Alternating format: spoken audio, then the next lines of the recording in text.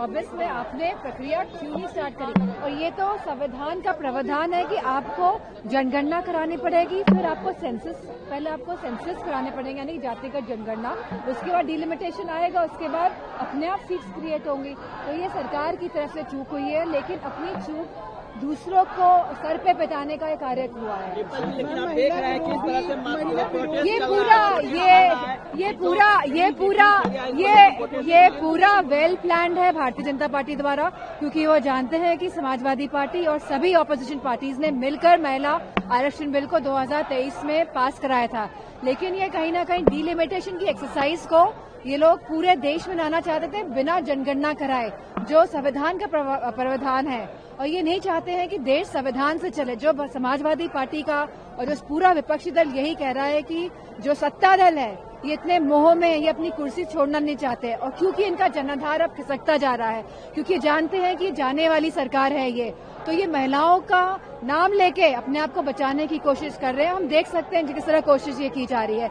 लेकिन आज देश की जो महिलाएं हैं वो महंगाई से परेशान है, और जिस तरह से जो हालात हैं शिक्षा सुरक्षा को लेके उससे परेशान है, और सभी वर्ग परेशान है। तो कहीं ना कहीं अपने खिसकते हुए जनाधार को देखते हुए आज जो ये पूरा प्रक्रिया हुई है उसको अंजाम दिया गया है। महिला विरोधी जो है बात की अरे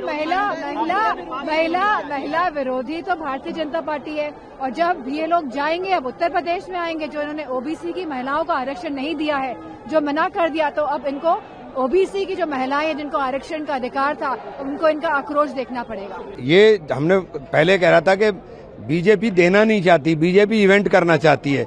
ये बीजेपी का इवेंट मैनेजमेंट था, वो फेल हो गया। अभी देखिए कल से पुतले जलाते फिरेंगे कि साहब हमने मेल देना, इनको कुछ था नहीं, बातें ही बातें करनी थी, वही सब हुआ है। जो हमारा पक्ष था वो हमने अपना पक्ष बिल्कुल साफ रखा है, और लगता तो ये कि फिर गाड़ी थमी रह गई, लगता कोशिश में कुछ कमी रह गई होगी। और हम महिला आरक्षण के पक्ष में हैं। महिलाओं को आरक्षण मिले, उनको सुरक्षा मिले, उनका सम्मान बढ़े, उनको स्थान मिले, और लोकतंत्र में जो उनको स्थान मिलना चाहिए उसके पक्ष में है।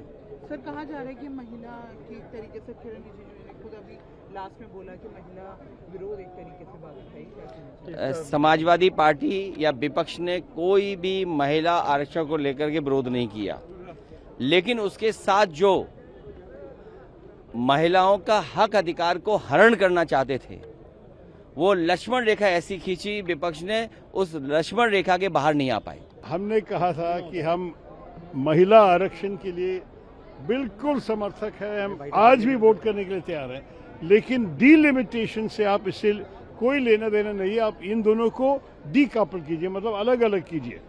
डिलिमिटेशन को ले आना बहुत बड़े बड़े मुद्दे उठाते हैं, और हम वो नहीं चाहते थे, क्योंकि दक्षिण भारत के विषय, छोटे राज्यों के विषय, बहुत सारे विषय होते हैं। तो इसलिए हमने कहा कि आप महिला आरक्षण तुरंत लेके आइए, हम समर्थन दे देंगे, लेकिन डिलिमिटेशन, ये वोट जो हमने किया खिलाफ, ये महिला आरक्षण के खिलाफ नहीं है, ये सिर्फ डिलिमिटेशन के खिलाफ है। डिलिमिटेशन बिल डिफीट हो गया है। महिला बिल ये 2023 में पारित हुआ था, लेकिन इन्होंने बहुत बड़ा पाप किया है। 24 में महिला बिल लागू नहीं, आरक्षण लागू किया नहीं तो एग्जिस्टिंग 543 पे महिला आरक्षण लागू होता। आज जो बिल है वो डिलिमिटेशन का डिफीट हुआ है। पहली बार इस सरकार को हार के सामने जाना पड़ा, उनके चेहरे देखने लायक थे, और वो 2/3 मेजोरिटी उनको नहीं मिल पाई। और आज हम बार बार मांग कर रहे थे कि डिलिमिटेशन और महिला आरक्षण बिल को मत जोड़िए, लेकिन ये जो पाप किया है, अन्याय, वो उन्होंने देश की महिलाओं पे किया है, और आज उनको भुगतना पड़ेगा। 2/3 मेजोरिटी नहीं मिल पाई, बीजेपी सरकार की डिफीट हुई। डिलिमिटेशन जो देश की अखंडता को धोखे में डाल रहा था, वो बिल आज डिफीट हुआ। जो देश को तोड़ने की कोशिश कर रहे हैं वो उनके खिलाफ गया है, बिल डिफीट हो गया है, और ये बीजेपी के अंत की शुरुआत है। It is the win of south India. It is the win of the opposition parties. It is the victory of the opposition parties. It is the victory of South India. It is the victory of the women of this country. They should have discussed. They should have called the opposition parties.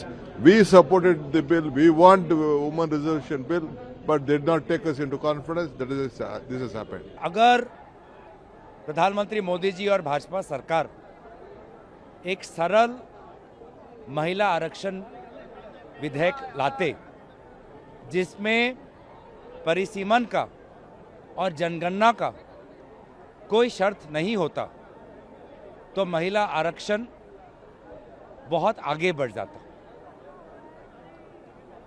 आज 2023 में महिला आरक्षण का जो कानून पारित हुआ सदन में और जिसको सरकार ने कल रात लागू किया नोटिफिकेशन के द्वारा, उस पर काम आगे होगा। लेकिन 2026 में महिला आरक्षण के नाम पर जो ये परिसीमन राजनीतिक करना चाहते थे, जो निर्वाचन केंद्रिक परिसीमन करना चाहते थे, उनके भाजपा के जो उद्देश्य था वो पूरे देश भर में उजागर हो चुका है। अफसोस की बात यह है कि जो बात हम पहले दिन से कह रहे हैं कि बिना शर्त के, बिना परिसीमन के शर्त के, बिना जनगणना के शर्त के आप महिला आरक्षण लागू करिए, ताकि वर्तमान में अभी जो सदन की जो संख्या है उस पर लागू हो।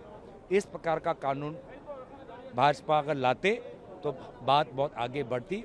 कहीं ना कहीं भाजपा को सिर्फ राजनीति करनी है, भाजपा को विपक्ष पर आरोप लगाना है, और इस प्रकार की जो राजनीति आज देश समझ चुका है। मैं समझती हूँ कि सत्ता पक्ष के लोग या तो पढ़ाई नहीं कर रहे हैं या शायद जागरूक नहीं है, क्योंकि ये महिला बिल के विरोध में आज वोटिंग थी ही नहीं। जो 2023 का जो असल महिला बिल है, नारी शक्ति वंदन अधिनियम, वो आज भी इंटैक्ट है, आज भी स्टैंडिंग है। ये उसकी के संदर्भ में जो अमेंडमेंट लाई गई थी जिसमें ये डिलिमिटेशन को अपने मन मुताबिक करने का इनका एजेंडा था, इलेक्टोरल मैप को देश के अपने हिसाब से चेंज करने का जो एजेंडा था वो फेल हुआ है, और उसकी हमें खुशी है। हम महिलाओं के आड़ में हमारा नाम लेके, हम नहीं चाहते कि बीजेपी अपनी राजनीतिक रोटियां सेके, तो उसका ये विरोध हुआ है, वो बिल खारिज हुआ है। जो महिला बिल है वो आज भी इंटैक्ट है, और ये सरकार अगर इनकी नीयत सही है तो ये 2029 में 543 सीट पे 33% आरक्षण करे, ऐसा हमारी मांग है। और अगर ये नहीं करते हैं तो असल चेहरा किसका महिला विरोधी है वो सामने आ जाएगा। आपके राज्य की खबरें,